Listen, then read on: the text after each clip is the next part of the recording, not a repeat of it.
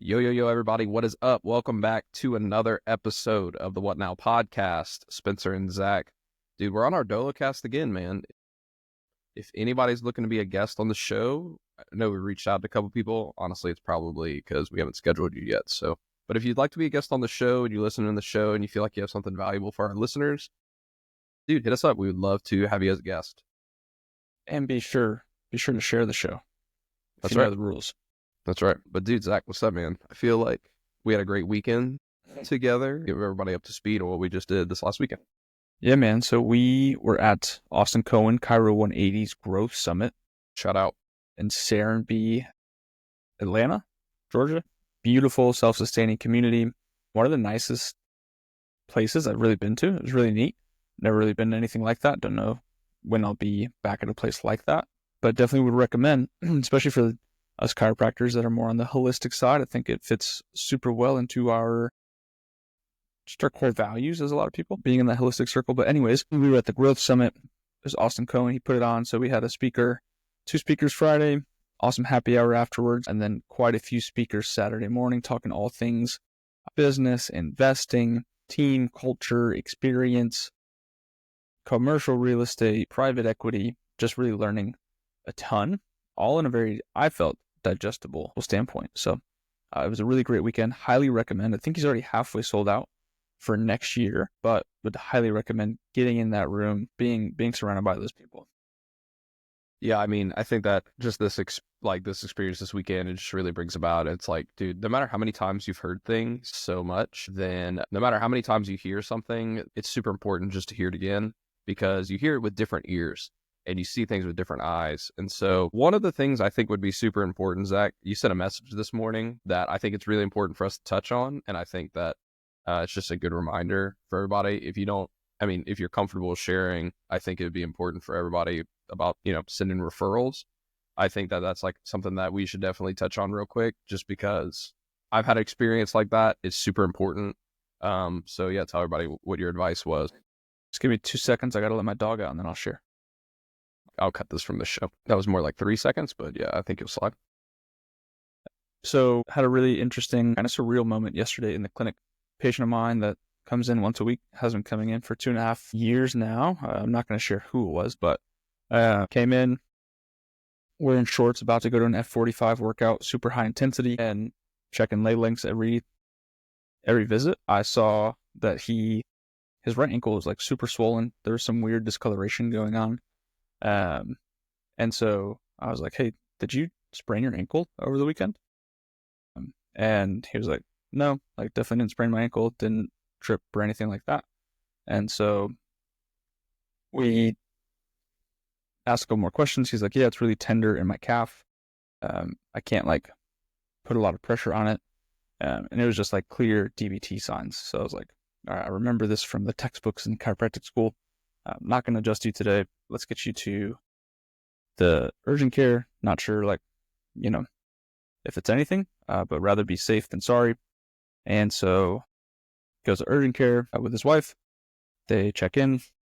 Urgent care doc asks, is this sports related? He says no. They immediately get him to the ER. They do some tests at the ER. Turns out he had a blood clot right behind his knee due to some varicose veins. And so the doctor was like, I don't know how you caught this so early, but it's really great that we did. We can do a lot to prevent this and make sure it doesn't turn into something else, like pulmonary embolism or things like that. But what's crazy with that story is I don't normally see this person until Thursday, Friday mornings, but for some reason, God being the main thing, brought him in on a Monday evening right before he was about to go do his F45 workout. And had he, gone and pushed his body and done whatever they do in F45, could have easily ripped that blood clot open and been a totally different story. So it was a surreal moment. It's really my first time referring out in that situation, but thankful I did. Yeah, I mean, dude, it's super important. And I mean, that's literally somebody's life that you save right there by not adjusting and doing like good doctor work. And I think it's super important. I mean, that's happened for us too. Like this girl, she's like super dizzy and nauseous. So they send her to us for signs of vertigo. We look at her scans, we do a bunch of stuff. And we're like, dude, this does not seem like vertigo. It seems so strange.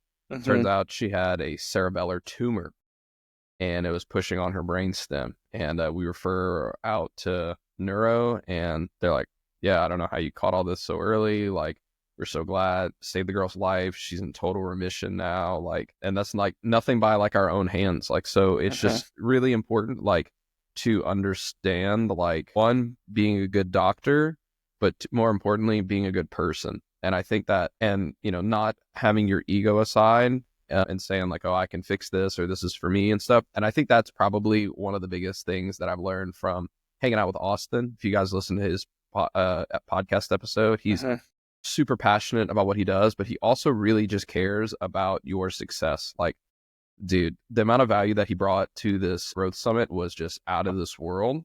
I mean, he spoke for an hour, and it would have been well worth the time. Dude, it'd have been worth the ticket. But dude, he just over delivered. And Austin even sent us some more of his content later. Like, all I had to do was send him a text message, and he was like, yo, here, like, you know, here's what you need. It's just solid, dude. So just shout out to Austin. And I think that's a kind of a good segue into one of the bigger takeaways. Obviously, we were with my father-in-law, and I think it was a kind of a underlying theme, at least that I took away, was that go-giver mentality. Just give out of a place of abundance. And I mean, Austin exemplified that just in everything. I mean, it's a super, for the value of the conference or for the summit, super low when it comes to like cost of the ticket. I think even next year it's like $695, which honestly for what y'all will learn is so cheap. It's worth it. So I mean, I think he's super. I know he's super successful in practice. Has other investments. This really isn't like a money making thing for him, and you can really tell like he's doing this because he likes to be in the room with chiropractors. He likes to be pouring back and teaching and being around high level individuals. So it's really neat to be in that circle. Yeah, just to tie it all together, like, just when it comes down to your patients, when it comes to your business, just give first and don't be the one trying to take all the glory, because you can really put people in a tough situation, or you can really make a big impact. And so, yeah, so dude, Zach, one of the things that we talked about, and this has been on my mind recently, Jared just put out a podcast episode about it. We talked about it extensively at the Growth Summit, but it's AI. So, yeah, what are you like, dude? What are your takeaways on that? Like, how do you feel about the whole AI conversation, and what are you doing about it now that you know more? I'm starting to think, this is just my conspiracy theory, I think all these AI wizards like Ethan and Callan, I think they're AI robots from the future coming down, that they've trained themselves to be real people, and they're conveying to us how awesome AI is. And so we're going to embrace AI when it turns out they're actually robots. So they're the Trojan horse. Yep. No, just kidding. I mean, if you think about it enough, maybe. Yeah. I mean, you watch Terminator, you're like, anyways. No, I think what we learned AI wise and how I plan to implement it in the future. I mean, I just did it. I mean, I had like 20 minutes before we hopped on the podcast. One of the great things that we had done was like having AI create a table of the top 10 fears, desires, and is it concerns? I forget the third one. That people like your ideal patient has in regards to your business or chiropractic care or whatever it might be. And that alone gave so many different things to go and write emails about, blogs about, put in our messaging so that our ideal patient or ideal client can be heard. But also when someone comes across our content, they're like, oh wow, like this person is addressing exactly what I'm fearing or desiring. And so, like I was saying, 20 minutes before we hopped on the podcast, I took one of those fears or desires, had AI write part of my weekly newsletter, and boom, that's done. So what typically could take 3-4 a full day newsletter wise took 15 minutes. Yeah, I think this is my takeaway from AI. AI makes everything so easy and to create content that, I mean, I've been saying this since I've been learning about AI, but it's going to come back to where it's not even going to be about your exposure anymore. It's not going to be about how much content you can put out or how much educational material, but it's going to be the branding that you put it through, and how human can you make your business to 100%. And how are you leveraging AI into a human business? And so people are going to be seeking connection more than ever. I think that right now the chiropractic profession is in probably like the most opportune state with like what the general perception of health is shifting toward. The technology and the experience and the techniques and the proficiency that young chiropractors are coming out with. And I think that just like the demographic, like people who are having kids, like the consumer right now is shifting to be more toward people who are our age. And the things that we're looking for is not who's the cheapest, who's that, but who can I buy into the most? And so getting your content to reflect you and your branding and being something that people can buy into rather than just who can send the most emails, who can write the longest blog, who can generate the most SEO. It's going to be who can capture the most amount of attention, because attention is going to be the new currency. We see it already with our phones. And so the way that, we're planning on capturing attention is just going to be developing our brands more. And so I think AI is like a great tool, like to leverage that, but you see it all the time. Like, who's writing their stuff with ChatGPT and who's not, or And there's a way, I mean, who knows how to write with ChatGPT. what's crazy is we learned this weekend, like how to differentiate your ChatGPT writing style. And I know it's something Callan goes over to a point where, I mean, you don't really recognize the difference. And again, I think a big rule of thumb always with AI is I think it'll get you to 70-80% of the way there, but then you have to put in that work to really make it worthwhile, or you can just put it out. I think for a lot of the perfectionists that might be listening, I think 80% of the way done is better than putting nothing out there. Yeah. I think it's going to come down to who can get in front of the camera the most and be real. Like that's going to be the biggest thing, dude. Authenticity is going to be the thing that sets you apart. And for me, dude, I was like not a risk taker. I feel like now, like in practice and business and financially, I'm more of a risk taker, but I think still socially and social media wise, I'm still very conservative, very risk adverse. And that's something I just came to a realization today. It's like, dude, like everybody's going to be pumping out these newsletters. Everybody's going to be hitting up these lead magnets and these blog posts and stuff like that. But what is up to us is get in our local communities, get in front of people, say things on the internet, and just be bold, dude. It's going to be who can be the most uncomfortable. It's going to be a race to that, I think. But yeah, if you guys feel like you're behind with AI and stuff like that, dude, Callan's course, AI for Chiropractors, is just fire, and specifically tailored to chiropractors, really good. Or you can hit up the guy that we saw this weekend, Ethan King. 2 different personalities. I think two different kind of approaches to AI too, which is also really, I mean, I think what I really appreciated this weekend is it wasn't like there was no, and I think Callan does a good job of this too. Like there wasn't this like, hey, write me a blog post.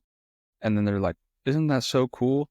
It's like, no, like that's not, I mean, you could probably trick some 70-year-olds into thinking, wow, look at how cool AI is. Yeah. Just based off that. But just the depth that they were willing to go to and some of the prompts that they shared with us, I mean, it's game changer. Yeah. And that sorry, I just had one more point there too. And I think that's going along with what you're saying about like how people are just putting out this content. I think something I heard a long time ago that I still really try to embrace is giving away your best stuff for free. I think for so many of us, we are like, well, my patients that pay me X amount of dollars, like they should be the only ones getting that content, whether it's, techniques to do when your child gets an ear infection. But it's like, no, I think in this day and age, people expect your best, even if they're just following you or on your email chain. And so really giving your best advice, best tips, best hacks, whatever it might be, giving away your best stuff for free, whether it's a lead magnet, is just going to be, I think, what's going to differentiate, because I think a lot of people are just going to put out super fake, here's 10 tricks to fix your desk kind of thing. And there's no authenticity around it. So I think that's going to be a huge thing as well. Yeah, I think that's exactly what I was talking about, dude. Give away your best stuff. I mean, I think it's Hormozy that says, give away the information, sell the implementation. Right. And, dude, I mean, that's the biggest thing. And, dude, it's creating an experience that people want to get into. And so, like, the AI stuff was awesome, but I 100% think that the best, absolute, most valuable content that we got this weekend was from Austin himself, and talking about how to create a wow client experience. And dude, that was just fire. And I'm curious to hear like what your thoughts are as someone who sees the same kind of population as Austin. I think that like you and Austin could have very similar businesses down the line, just because like you guys have similar values and stuff like that. What, as someone who sits in that room and serves that same kind of population and runs that kind of practice, what was going through your head during Austin's presentation, and what are some things that you're going to do to implement that? Yeah, I think, one of the biggest things that stuck out for me, there was almost a wow factor, because, and I think I've shared this before, but in the nervous system philosophical type practice, I feel like if you do see adults in that population, you're still somehow taking insurance or something along the lines. And so I've never, it's been hard for me to find a mentor with a similar-ish style practice. I think Matt Delgado, who we had on the podcast a little while ago, he's been a great mentor of mine now recently, but it was the first time in a while being at a conference where the speakers weren't prenatal pediatric chiropractors. Mm-hmm. And so that's always been, not that I've had difficulty trying to be creative and figuring out a way, but it was like the first time where I'm like, oh wow, I can do literally every single step that this guy just talked about. And because it aligns so much with our practice, my big takeaway was from the experience. Well, I mean, the gifts at each visit were great, and we're definitely going to be implementing that. But I think one of the underlying things that was mentioned, and he hit on it for probably 10, 15 minutes, was the importance of that day 3 and that day 4. And he really struck a chord with me because he's like, how do you avoid that buyer's remorse? And I think it's something that we've done on purpose in our practice, but day 1, day 2, there's so much emphasis on the procedures and the things that we're doing, from the office tour, from check-in, check-out, adjustment, verbiage, everything, that when they come in for day 3, it's like, yeah, welcome. You should know what to do. And it's like, wow, I just paid these people all this money, and now I'm just like treated like every other person. So that's something tomorrow during our CA training, our office training, we're going to be hitting hard, was the let me show you on day 3, and then let me watch you on day 4. Because we do have the wobble discs, we do have a mobility mat.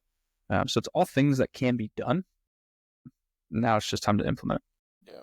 Hey, before we go any farther, can you bump your mic down like just like a hair? I was like looking at it's just a black hole like on you talking. Hey, but speaking of though, that is a stat. I didn't mean to transition that way. Before we move on to the day 3 and day 4, like Austin talks about this one stat called the black hole. And oh my gosh, dude, like I've always been thinking about it, but I never actually like put a definition to it. But that's like literally like the perfect amount of like it's exactly what you could think of. Like a black hole is like where just like everything goes, it just disappears and you don't know why. It's just like this infinite hole. And do you want to talk about a little bit about what the black hole stat is in your practice and what it means for chiropractors? Yeah, I think the black hole, so there's PVA, right? Patient visit average. On average, how many times does a particular patient walk through your doors? Chiropractic national average is 5 to 6. Typically the goal, I don't know what the goal is in a cash-based practice, but way higher than 5 to 6 if you're care plan based. And I think that's where a lot of people get hung up on, is like, oh, I have this really high PVA. I have this really high PVA. We just got to get our PVA higher. And it's something that Nikki Cottis has talked about, at least to me in particular, but I think a lot in the wealthy practitioner, but she never had a term for it. But the black hole is where patients are falling off in their care, right? So whether it's, yes, your PVA might be 30, but you might have a consistency at visit 15, 17, 22. Just on average, that's where people fall off of their care. So it kind of gets hidden in a higher PVA of where exactly are patients missing out on. But that black hole is essential because you got to start to look at what are the systems in place. Do you have any systems? What could be causing someone to fall off? For us, it's in that, I don't know the exact number, but I would have to imagine it's in that 14 to 18 visit range was our black hole. And we realized just a couple weeks ago, the reason why is we would pre-book people out till their first progress exam. And then after their first progress exam, that's typically when someone shifts down to twice a week or to once a week. And so we're just like, oh, we'll just schedule you out for this week. And then they miss the Thursday or Friday appointment. And then we never see them again because they're not fully booked out. Yeah, I think it's so, dude, that's like an issue that we have too, is like when everybody drops down to 2 or 3 times a week, we're like, from 3 times to 2 times a week, it's always after that first progress exam. And we always say, okay, you're going to start coming in twice a week. And we assume that they assume that it's the same schedule and it's never confirmed. And so it's a lot of unsaid expectations between our office and the patients. And so what are you going to do to combat that? Like, what's your idea? And I'll tell you mine. Yeah, so I mean, I think the thing that we were already implementing prior to this past weekend was the pre-booking after the first progress exam. For some people, I mean, we have some plans where it's twice a week for 3 to 4 months, but their first progress exam is right in the middle of that. And so we're like, hey, if Monday, Wednesday at 11 o'clock works, do you mind if I just put you down for that for the next 8 weeks, the next 12 weeks. So not even like pre-booking out the full progress exam, but up until they drop down in frequency. And then another thing that we have been looking to implement, for one, I think a lot of it has been helped with Loom, sending that out through the progress video so they actually get a full progress report. I think that's something that Austin hit on that is missed a ton, and I know it was missing a ton in our office, is kind of shaking off that progress exam, especially if you're charging for your progress exam.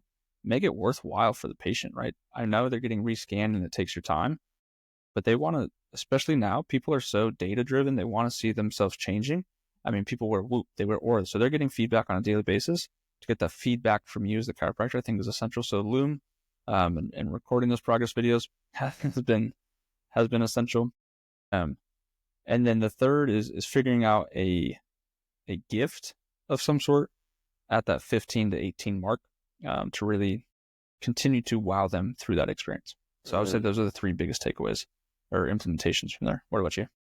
Dude, for us, it's going to be trying to get people more one-on-one time with someone in our staff. And so we're hiring right now because like right now we're 3 people, average weekly counters up to 297 now. So we're seeing a pretty decent volume. It's me and Caitlin, so 2 doctors and 1 CA. And so it gets to be a lot, I think, at this point in volume where, you know, people are like, oh, I see that you're busy, so I don't want to have that conversation. Or like Logan will be on the phone booking a new patient, or she'll be reaching out to somebody. And so we want people to feel like they are being waited on by one of our staff the whole time that they're in the office and give them that like one-to-one connection.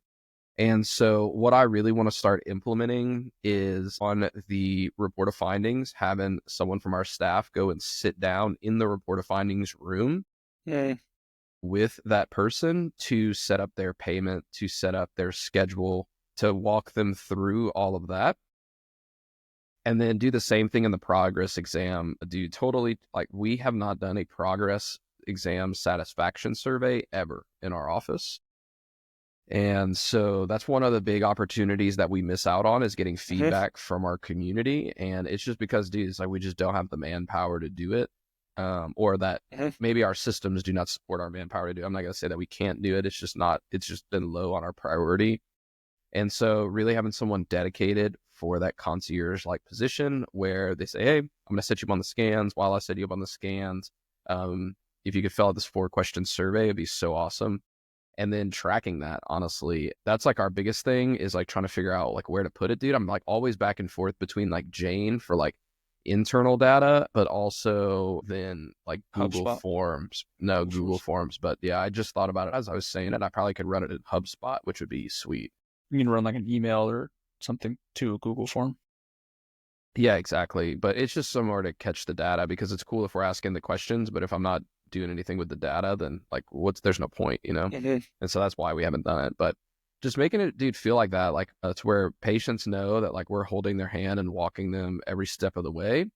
And then just really like, how can we have like everything that the person is looking for, like right then and there, like creating that wow experience. So yeah, all the things that you said, but that's it. Our black hole is typically not like I would say that like we have like 2 drop-off points. It's like one when we go from 3 times to 2 times a week after that progress exam, and then 6 months in the wellness. That's when we start seeing people being like less consistent. And we do a really good job, I think, of nurturing our people on care plans, but we could do a much more intentional job of nurturing our people on wellness. And really still trying to convey value through wellness care. So that's something that we're working on right there. Is just, dude, like one of the things that I took away from Austin's talk, and Kristen Oja, that's her name, she owns Stat Wellness, is that what are you in business for? Are you in business to serve people, or are you in business to make a profit? And if you're protecting your profit margin if you're saying like, I'm not going to spend this on my patients so I can protect my profit margin, then I think that you may be in business for the wrong reason. Right. Now, that doesn't mean that you just spend every cent of your profit back onto your patients and just just buy them all kind of crazy stuff. But that's something that I've learned from Steph, like, and working with all the people who are super high level, just the meaning of an intentional gift, no matter the monetary value, the right timing is more important. Like, dude, Austin finished his talk. We went to lunch. When we came back from lunch, before we all sat on our computers for 2 hours doing the AI thing. Cairo 180 sponsored blue light blockers at every one of the seats. If that's not like the most attention to detail, dude, those blue light blockers probably cost him, like I was looking at them today, dude, they probably cost Austin like $3. not even that, dude, probably Yeah. 99 cents, like when Wholesale. you buy them on wholesale. But that's like that is the most that's so intentional, dude. Like he could have given a notepad or something like that, but it's finding things that people are going to actually use that actually matters. Like Austin was saying, they give a lacrosse ball, they give shower stretches and all that kind of stuff. Nobody wants the Cairo 180 cup. Nobody wants the Empower. Like, dude, I was always been like, yeah, dude, we're going to get some Empower chiropractic mugs. Coffee but like, mugs. yeah, dude, Austin's like, yeah, me and my son would probably like shoot that in the backyard, like as target practice. And not to say that people don't like mugs, but when you get that mug, you know that everybody else is getting that mug. But when you get something that's like super specific, dude, you're going to use it. Like I was using the blue light blockers yesterday because it's like, dude, I'm going to use them today, dude. But that makes me think of Austin every single time. Like Caitlin literally was like, where you got those glasses? I was like, oh, I got them from Austin. Like where half of the things that you would throw away. And that's the thing. Like, I think too, like even it's really cool that Serenbe, like rather than, because it's a self-sustaining community, they're all about the environment. Dude, they had the Serenbe. They have the Serenbe. That's so water. cool, bro. Like I took the glass. Yeah, no plastic bottles or anything like that, dude. But they everywhere has these glass Serenbe branded bottles. I'm like, that's so valuable. Like I've literally been using it since we got back. And you know the difference between that, because one of the presenters, dude, he did a great job presenting, but he left like a swag bag with all of his branded stuff. It was like a notepad and a pen and a bag and all that kind of stuff. Nobody took them. Yeah, they just got left in the room. Yeah, they just got left in the room, but everybody took the blue light blockers, and I saw a ton of people carry around the water bottles all weekend. So it's just that, dude. Like, it's so cool. Like, you don't even have to. Simple is better, dude. Like, and people know you by your actions and not by where your logo's at. So, yeah, I thought that was so sweet, bro. Like, that's just a really solid experience. So, no, it was really cool. I mean, just so high level thinking, which is funny because Austin is a bro. Like he's very much like Cross. He's a dude. Yeah, he's a dude. But just the amount of thought that went in on the back end to, hey, I'm going to craft this experience in Serenbe, and then my topic is going to be on experience. Like he talked about, I feel bad now, but like he talked about when he goes to a restaurant, like how he's almost not judging, but kind of reading the way the waiter or waitress kind of takes care of them throughout any restaurant he goes to with his family or with his staff. And it was just so funny going to dinner anytime since then. I've just been like, like he's not missing an opportunity to learn, right? I mean, you're doing business every time, every place that you're exchanging dollars with, like you're doing business. Dude, our realtor Laura, bro, we bought a house, and she said, hey, like, I know that you like plants. She bought us plants, like, for the house. Like, that's really cool, where some people, like, every realtor could give a cutting board. Like, dude, everybody gets the cutting board when they buy their house, right? But it's like that intentional gift, dude. And like, you just set a budget and you just say, hey, like, this is it. And if your practice is big, like at scale, like I know Cassidy, she listens to the podcast, and they have T3. T3 is a solid pediatric prenatal chiropractic office, and she just opened up her second location. And, even if you have like a big team like that, I would say like, hey, like, why don't you just put somebody over your gifting and stuff? And then you guys have a thing, and you just give a staff responsibility. Like find somebody who like loves to give people gifts. If their love language is gift giving or receiving gifts, dude, it'd be a great opportunity to put them in charge of that client experience and making sure that everybody gets a gift.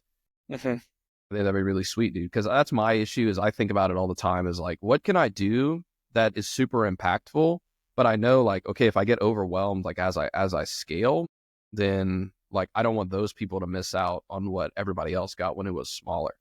And so trying to find a way that's scalable, reproducible, trackable, and also efficient for your team to do. Because like I was saying this weekend, we could do the whole thing of like, what's your favorite non-alcoholic beverage? But we don't have a grocery store for 25 minutes around here. So every time that we would we would have to go and get something for one of our patients, like for a new patient. Dude, that would take it'd be a 30-minute round trip. Yeah. For us, we have Market Street diagonally across. So that's been, and my team has really loved that. Like, so we ask at the very end of our discovery calls, in case you're like, what are they talking about? We'll ask if they book an appointment, hey, super random question, but what's your favorite drink? And sometimes I'll just say favorite drink. And if they're like, oh, I really like a Dos Equis lager. I'm like, okay, well, what's your favorite non-alcoholic drink? But when they say water, it's almost kind of like, you know, and like my staff is like if I'm the one that did the discovery call, they're like, oh, like what's the favorite drink? And I'm like, oh, it's water. They're like, dang. Right. But we've had people where it's like lemonade or iced tea or Diet Dr. Pepper, whatever it might be. Yeah. And it's there for them when they finish their first appointment. It's fresh right out of the fridge. Boom. And it goes just a little bit, goes a long way. Yeah. So what's your answer to your own question? What's your favorite non-alcoholic beverage? I've been really, it's tough because like my favorite drink right now is the Athletic Brewing. So it's a non-alcoholic beer. But if I were to be going into an office like that, I'd probably say the Dr. Zevia, the Dr. Pepper Zevia, non-aspartame soda. Yeah, that one's fire. Mm-hmm. Mine's an Arnold Palmer, but specifically the Liquid Death Arnold Palmer in the black can, dude. It's sweet. And I like Liquid Death. Okay, so this is the thing, bro, is like, okay, Liquid Death, if you guys don't know what Liquid Death is, sweet, awesome company. It's that's a brand that I'm like, that branding is sick. Mm-hmm. Their message is awesome, but it's literally just canned water.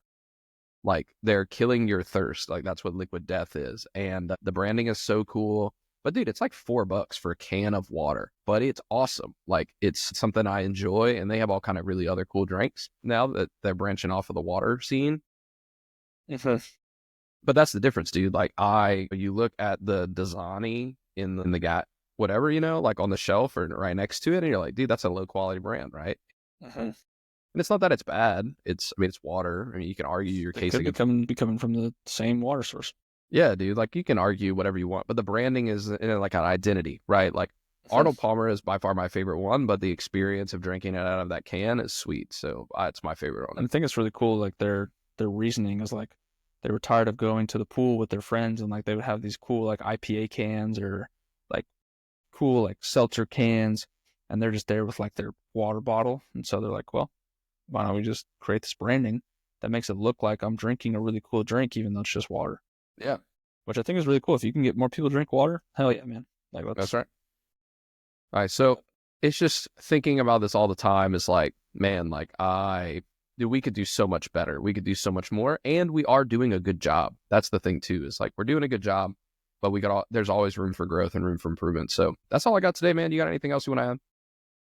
No, I mean, I think just getting creative. I think just doing one thing, if you're like, man, it sounds like there's a lot that I should be doing, just start with one, right? Whether it's a handwritten thank you card that you're sending out when someone sends on to care, referral, gift card, whatever it might be. Just start with one thing that you think you can do repetitively, and then build from there. I think it's a big takeaway from this past weekend is I don't need to go home. And one, I loved Austin's message, like don't overload your team with all these ideas. But then two, I don't need to try to implement the lacrosse ball, the stretch band, the dinner roll, the t-shirt, the 100 board, like all this week, right? Like let's start implementing one.